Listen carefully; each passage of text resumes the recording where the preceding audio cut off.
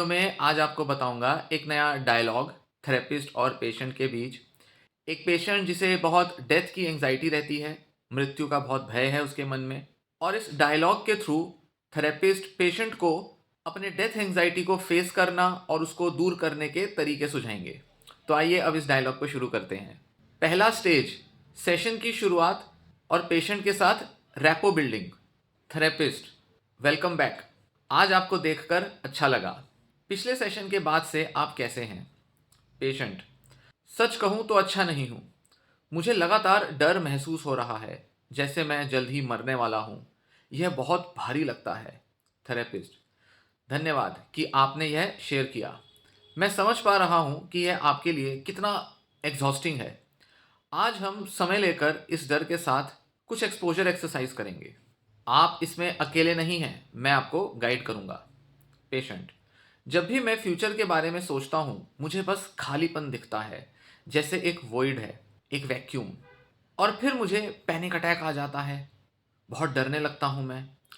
Therapist: यह बहुत डरावना लगता होगा, और मैं आपकी हिम्मत की सराहना करता हूं कि आपने इसे शेयर किया मुझसे।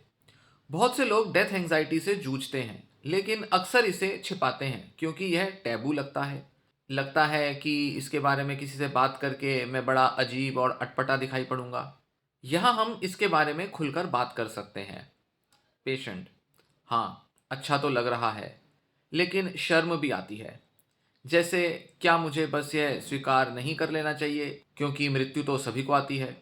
थेरेपिस्ट: ये सामान्य विचार है, लेकिन एंजाइटी सिर्फ लॉजिक से जुड़ी नहीं होती। यह इस बात से जुड़ी होती है कि हमारा माइंड कैसे उस एंजाइटी को इंटरप्रेट करता है और उस पर कैसे रिएक्ट करता है। आज हम कुछ सीबीटी टेक्निक्स का इस्तेमाल करेंगे ताकि आपके थॉट्स को धीरे धीरे अनकवर कर सकें, डिस्टॉर्शंस को चैलेंज करेंगे और कोपिंग स्ट्रेटजीज बनाकर डेथ एंजाइटी का सामना करने के लिए सक्षम बनेंगे। सेकेंड स्टेज, पेशेंट की डेथ एंजाइटी को एक्सप्लोर करना। थेरेपिस्ट: चलिए आपके डर को और क्लैरिटी से समझते हैं। जब आप डेथ के बारे में सोचते हैं तो आपके मन में कौन सी इमेजेस या थॉट्स आती हैं?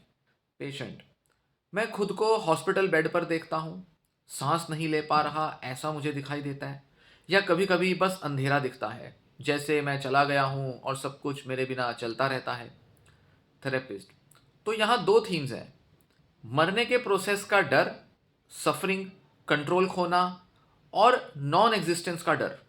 पेशेंट: हाँ, दोनों मुझे डराते हैं। थेरेपिस्ट: जब यह डर आता है तो 0 से 10 के स्केल पर इसकी इंटेंसिटी कितनी होती है? पेशेंट: आमतौर पर 9 या 10। बहुत ज़्यादा डर लगता है, असहनीय, इंटॉलरेंट हो जाता है। थेरेपिस्ट: और जब यह डर आता है तो आपके शरीर में क्या होता है? पेशेंट: मेरी चेस्ट टाइट हो जाती है, पसीना आता है, दिल तेजी से धड़कने लगता है, कभी कभी लगता है कि मैं सच में मर रहा हूँ। थेरेपिस्ट: यह पैनिक रिस्पॉन्स है। आपका शरीर ऐसे रिएक्ट करता है जैसे खतरा अभी सामने हो, जबकि थॉट भविष्य के बारे में है। पेशेंट: बिल्कुल। और फिर मैं चीज़ों से बचता हूँ, जैसे मैं फ्यूनरल में, क्रिमेशन में नहीं जाता, या ऐसी फिल्में नहीं देखता जिसमें कोई मर रहा हो। पहले से ही चेक कर लेता हूँ कि फिल्म का क्लाइमेक्स कैसा होगा। थेरेपिस्ट: एवॉइडेंस है ये। एवॉइडेंस समझी जा सकती है, क्योंकि अगर डर लगेगा तो हमारा मन होगा हम उस चीज़ से दूर भागें। पर एवॉइडेंस डर को और ज़्यादा मजबूत करता है। सीबीटी में हम धीरे धीरे इन थॉट्स और सिचुएशन का सामना करना सीख सकते हैं। तीसरा स्टेज, कॉग्निटिव डिस्टॉर्शंस की पहचान। थेरेपिस्ट: चलिए आपके डर के पीछे के थॉट्स देखते हैं। जब आप सोचते हैं मैं जल्द ही मरने वाला हूं, तो आपके पास क्या एविडेंस है? पेशेंट: असल में कोई भी नहीं, मैं तो स्वस्थ हूं, लेकिन यह सच लगता है। थेरेपिस्ट: ये महत्वपूर्ण है। थॉट कन्विंसिंग लगता है, लेकिन एविडेंस तो सपोर्ट करता नहीं। यह एक कॉग्निटिव डिस्टॉर्शन है, मतलब एविडेंस ना होने के बावजूद आपको वो सच लगता है। खासकर कैटेस्ट्रोफाइजिंग और फॉर्चून टेलिंग डिस्टॉर्शंस यहाँ ज़्यादा देखने में आते हैं। Patient: Fortune telling? थेरेपिस्ट: हाँ, बिना एविडेंस के भविष्य को नेगेटिव तरीके से प्रिडिक्ट करना। कैटेस्ट्रोफाइजिंग का मतलब है वर्स्ट केस सिनेरियो इमेजिन कर लेना। पेशेंट: ये तो मैं हमेशा करता रहता हूँ। थेरेपिस्ट: एक और डिस्टॉर्शन है ऑल और नन वाली थिंकिंग, जैसे डेथ को सिर्फ वॉइड मानना, वैक्यूम की तरह देखना, बिना कोई दूसरे पर्सपेक्टिव्स या मीनिंग्स पर विचार किए। पेशेंट, मैंने तो कभी ऐसे सोचा ही नहीं। थेरेपिस्ट, सीबीटी हमें इन डिस्टॉर्शंस को पहचानने और फिर एक बैलेंस थॉट अपनाने में मदद करता है। चौथा स्टेज, सॉक्रेटिक क्वेश्चनिंग और कॉग्निटिव रीस्ट्रक्चरिंग। थेरेपिस्ट, अब हम एक टेक्निक करेंगे जिसे सॉक्रेटिक क्वेश्चनिंग कहते हैं। मैं आपसे सवाल पूछूंगा ताकि आप अपने बिलीव्स को एग्जामिन कर सकें। पेशेंट, ठीक है। थेरेपिस्ट, आप मानते हैं कि डेथ का मतलब है नथिंगनेस, कुछ नहीं रहेगा, नॉन एग्जिस्टेंस। इस बिलीफ के बारे में आप कितने निश्चित हैं, कितने सर्टेन हैं? पेशेंट, काफ़ी सर्टेनिटी है। साइंस कहता है कि हम बस एग्जिस्ट करना बंद कर देते हैं। साइंस कहता है कि हम मृत्यु के बाद एग्जिस्ट करना बंद कर देते हैं। थेरेपिस्ट, क्या साइंस ने ये डेफिनेटिवली कहा है? पक्के तौर पर विज्ञान जानता है ऐसा, या यह एक इंटरप्रिटेशन है? पेशेंट, शायद हो सकता है इंटरप्रिटेशन हो। कुछ लोग आफ्टर लाइफ में विश्वास करते हैं। थेरेपिस्ट, तो क्या यह फेयर होगा, सही होगा कहना कि आपको डेथ के बाद क्या होता है इसका पूरा पता नहीं है? पेशेंट, हाँ यह तो सच है। थेरेपिस्ट, और अगर आपको पूरा पता ही नहीं है तो इसका आपके डर पर क्या असर होगा? पेशेंट, इसका मतलब है शायद मैं कैटेस्ट्रोफाइज ही कर रहा हूँ, शायद मैं मौत के बाद क्या होगा इसका एक वर्स्ट सिनेरियो ही मन में बना रहा हूँ। थेरेपिस्ट, बिल्कुल। चलो थॉट चैलेंज करते हैं। मैं जल्द ही मरने वाला हूँ, इसके फेवर में एविडेंस क्या है? कोई भी नहीं। इसके अगेंस्ट एविडेंस क्या है? कि आप स्वस्थ हैं, कोई मेडिकल इंडिकेशन भी नहीं है। बैलेंस थॉट क्या होगी? मुझे नहीं पता कि मैं कब मरूंगा, अभी मैं जीवित हूँ और स्वस्थ हूँ। पेशेंट, हाँ ऐसा सोचकर थोड़ा शांत महसूस तो होता है। थेरेपिस्ट, अच्छा, अब दूसरा बिलीफ लेते हैं। डेथ सिर्फ डार्कनेस है, मृत्यु का मतलब है अंधकार। इसके फेवर में एविडेंस क्या है? कि ये एक बिलीफ है, बस यही होगा। इसके अगेंस्ट एविडेंस क्या है? कई फिलॉसफीज और रिलीजियंस में डेथ को अलग तरह से देखा जाता है। मृत्यु जीवन को समाप्त करती है ऐसा उनमें नहीं माना जाता। बैलेंस्ड थॉट क्या होगी? मुझे नहीं पता कि डेथ के बाद क्या होता है, यह मेरी कल्पना से कुछ अलग भी हो सकता है। पेशेंट, यह बहुत एब्सोल्यूट ट्रुथ नहीं लगता, थोड़ा कम रिजिड है, थोड़ा एक्सट्रीम बिलीफ तो नहीं है। थेरेपिस्ट, बिल्कुल।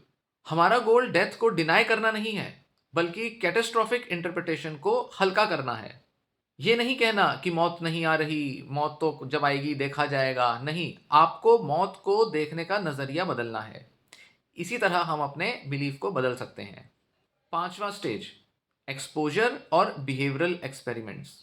थेरेपिस्ट, एक और सीबीटी की एक्सरसाइज होती है एक्सपोजर एक्सरसाइज। एवॉइडेंस डर को मजबूत करता है, तो एक्सपोजर का मतलब है धीरे धीरे डर का सामना करना और एवॉइडेंस को दूर भगाना। पेशेंट, जैसे? थेरेपिस्ट, एग्जाम्पल के लिए, पहले स्टेप में डेथ एंजाइटी पर एक आर्टिकल पढ़ना। दूसरा स्टेप, ऐसी फिल्म देखना जिसमें डेथ के सीन्स हो, मर्डर मारकाट हो। तीसरा स्टेप, किसी फ्यूनरल या किसी मेमोरियल में जाना। पेशेंट, यह तो बहुत मुश्किल लगता है। थेरेपिस्ट, हाँ लेकिन हम इसे धीरे धीरे करेंगे, कोपिंग स्किल्स इंप्रूव करने के साथ साथ। गोल है कि आपको अपनी अवॉइडेंस कम करनी है और खुद को साबित करना है कि आप अपनी डेथ को लेकर जो फीलिंग्स हैं उन्हें संभाल सकते हैं। पेशेंट, हाँ शायद मैं अपनी फीलिंग से भाग रहा हूँ। थेरेपिस्ट, बिल्कुल। डर का सामना करने से आप रेजिलियंट बन जाते हो। छठा स्टेज, माइंडफुलनेस और एक्सेप्टेंस की स्ट्रेटजीज। थेरेपिस्ट, सीबीटी में माइंडफुलनेस भी शामिल हो सकता है। जब डेथ की थॉट्स आएं तो उनसे लड़ने की बजाय आप उन्हें ऑब्जर्व कर सकते हैं। Patient, observe? थेरेपिस्ट, हाँ, जैसे मैं नोटिस कर रहा हूं कि मेरे मन में यह थॉट आया कि मैं जल्द मर सकता हूं। यह काफ़ी अलग होगा यह मानने से कि मैं जल्द ही मर जाऊंगा। पेशेंट, यह काम तो बड़ा डरावना लगता है। थेरेपिस्ट, हाँ लग तो सकता है, पर ऐसा करने से हम अपने डेथ की थॉट से एक डिस्टेंस बना लेते हैं। पेशेंट, लेकिन अगर थॉट बार बार आने लगे? थेरेपिस्ट, तब आप एक्सेप्टेंस की प्रैक्टिस करते हैं। आप ऐसा कहते हैं कि यह एक थॉट है जो मेरे माइंड में आ रही है, मुझे इसे सच मानना ज़रूरी नहीं है, यह बाकी सारे थॉट्स की ही तरह है। पेशेंट, समझ तो रहा हूँ। थेरेपिस्ट, चलिए एक छोटी सी एक्सरसाइज करते हैं। आंखें बंद करें, इमेजिन करें कि एक थॉट, मैं जल्द मरूंगा, यह एक बादल की तरह है, उसे बादलों की तरह उड़ता हुआ देखें। पेशेंट, ठीक है, मैं देख रहा हूँ कि यह विचार दूर जा रहा है।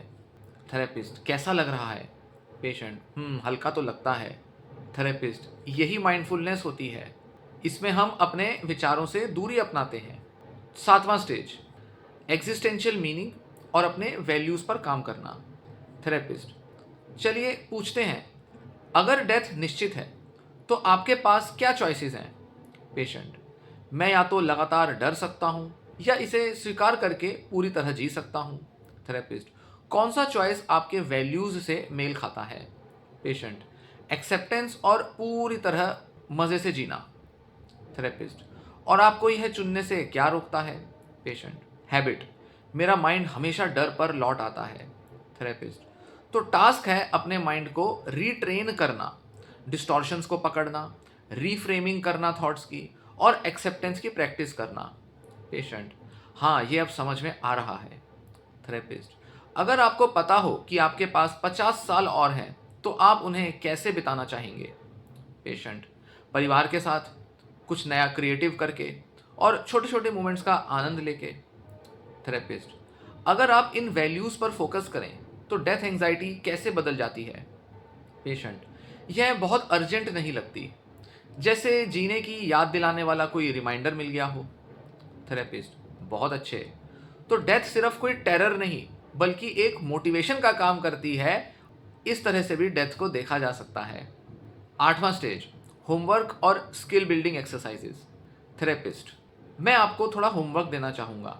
मैं चाहूँगा कि आप डेथ रिलेटेड जो फियर्स हैं उनका एक थॉट रिकॉर्ड रखें, सॉक्रेटिक क्वेश्चनिंग का रेगुलर इस्तेमाल करें कि कौन सा एविडेंस आपके डर को, बिलीफ को सपोर्ट करता है और कौन सा एविडेंस इसे चैलेंज करता है, इसके बारे में रिकॉर्ड करें।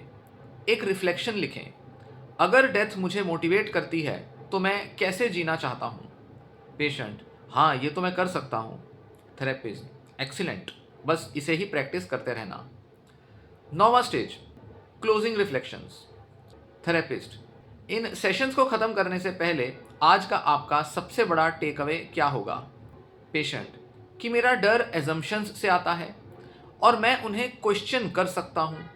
मुझे एहसास हुआ कि मैं अपने थॉट्स को फैक्ट्स की तरह ट्रीट ना करूँ, जबकि उन्हें केवल एक इंटरप्रिटेशन के तौर पर देखूँ। थेरेपिस्ट, यह बहुत गहरी इंसाइट है। जब आप इन एजम्पशंस को चैलेंज करते हैं तो आपके डर की इंटेंसिटी पर क्या असर होता है आप में? पेशेंट, एंग्जाइटी कम हो जाती है, पूरी तरह गायब तो नहीं होती, लेकिन अब यह किसी मॉन्स्टर की तरह नहीं लगती जो मुझे दौड़ा रही हो, बल्कि एक शैडो की तरह लगता है जिसे मैं देख सकता हूँ और वो भी बिना भागे। थेरेपिस्ट, बहुत बढ़िया मेटाफर दिया आपने, यही सीबीटी का पूरा सार है, यही उसकी समरी है। थॉट्स को शैडो की तरह देखना, एब्सोल्यूट ट्रुथ की तरह नहीं, बस आपके डर की एक परछाई है। पेशेंट, मैंने यह भी नोटिस किया कि जब मैंने डेथ को अनसर्टेन माना, डेफिनेट नथिंगनेस की बजाय, तो मुझे सांस लेने की जगह मिली, मुझे राहत आई। अब मेरे डर के लक्षण शायद कम हो रहे हैं।